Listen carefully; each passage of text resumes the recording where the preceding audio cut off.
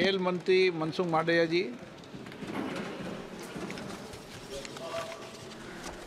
Speaker साहब, भारतीय wrestler Vinesh Phogat Paris Olympic की स्पर्धा से बाहर होने पर मैं एक वक्तव्य देना चाहता हूँ। भारतीय रेसलर विनेश फोगाट को तय कैटेगरी में ज़्यादा वजन 100 ग्राम होने की वजह से पेरिस ओलंपिक से बाहर होना पड़ा है। विनेश 50 केजी की कैटेगरी में खेल रही थी। स्पर्धा के लिए विनेश का वजन 50 किलोग्राम होना अनिवार्य था। यूडब्ल्यूडब्ल्यू के नियमों और विनियमों के अनुसार सभी प्रतियोगिताओं के लिए संबंधित श्रेणी के लिए प्रत्येक सुबह वजन माप का आयोजन किया जाता है।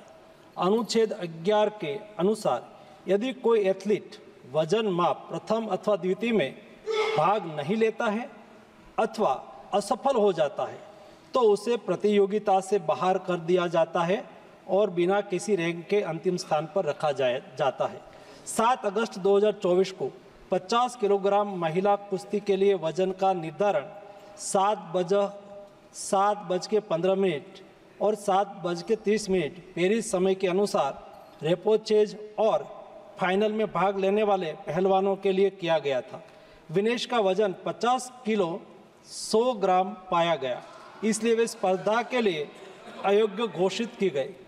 इस मामले को लेकर भारतीय ओलंपिक संघ ने अंतर्राष्ट्रीय कुश्ती संघ से कड़ा विरोध भी दर्ज किया है।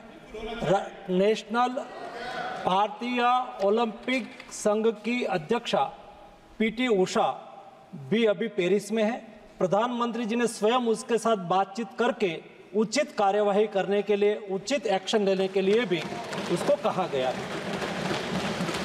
विनेश मंगलवार 6 अगस्त को 3 मुकाबले जीतकर 50 केजी रेसलिंग ओलंपिक में फाइनल में पहुंचने वाली पहली भारतीय महिला रेसलर बनी थी। सेमीफाइनल में उन्होंने क्यूबा की पहलवान गुजमान लोपेजी को, क्वार्टर फाइनल में यूक्रेन की ओक्साना लिवाच और प्री क्वार्टर फाइनल में वर्ल्ड चैंपियन जापान की यूई सुसाकी को 3-2 से मात दी थी। उन्हें बुधवार 7 अगस्त की रात करीब 10 बजे गोल्ड मेडल के अमेरिकी रेसलर सारा एन हिल्डरब्रांड से मुकाबला करना था। जहां तक उनकी तैयारी हेतु सहायता का प्रश्न है, भारत सरकार ने विनेश फोगाट की उनकी आवश्यकता के अनुसार हर संभव सहायता प्रदान की है।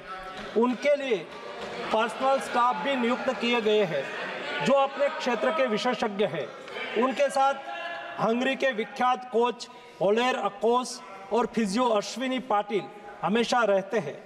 इनको ओलंपिक के लिए इनके अतिरिक्त व्यक्तिगत सहायक स्टाफ जैसे विभिन्न sparring partners, strength of conditioning विशेषज्ञ के लिए वित्तीय सहायता प्रदान की गई, जिसका विवरण इस प्रकार है। ओलेर अकोच कोच के रूप में उसके साथ थे, वैन पैट्रिक लॉम्बार्ड स्ट्रेंथ और कंडीशनिंग विशेषज्ञ, अश्विनी जीवन पाटिल फिजियोथेरापिस्ट, मयंक सिंह गरिया स्ट्रेंथ और कंडीशनिंग विशेषज्ञ, शुभम और अरविंद स्पारिंग पार्टनर। इनको पेरिस ओलंपिक चक्र के लिए कुल 70,45,775 की वित्तीय सहायता दी गई है, जिसका विवरण इस प्रकार है।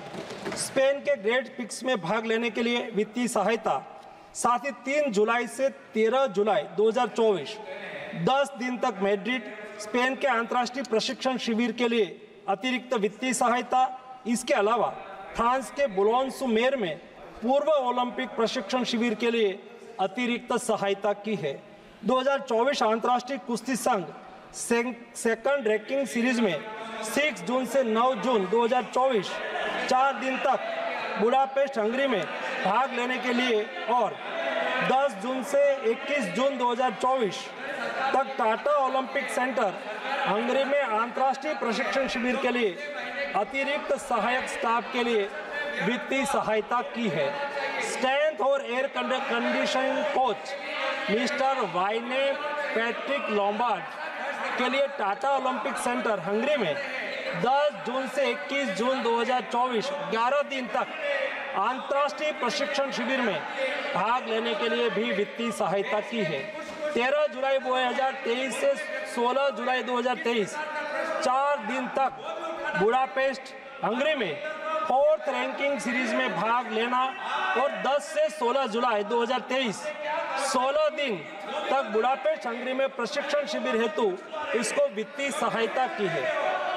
वेलमेकेन बुल्गारिया में 10/11/2022 से 3/12/2022 तक प्रशिक्षण के लिए वित्तीय सहायता दी है। उनके रिहाई प्रक्रिया के लिए आवश्यक उपकरण खरीदने के लिए भी वित्तीय सहायता की गई है। 2020 टोक्यो ओलंपिक चक्र में 1,13,98,224 रुपये का आर्थिक सहयोग उसको किया गया था। 224 पेरिस ओलंपिक चक्र में भी टारगेट ओलंपिक पोडियम स्कीम में 53,35,746 और वार्षिक ट्रेनिंग एवं स्पर्धा कैलेंडर में 17,10,000 कुल मिला के 17,45,775 रुपया हमारे खिलाड़ी को आर्थिक सहायता करके उसको सक्षम करा गया।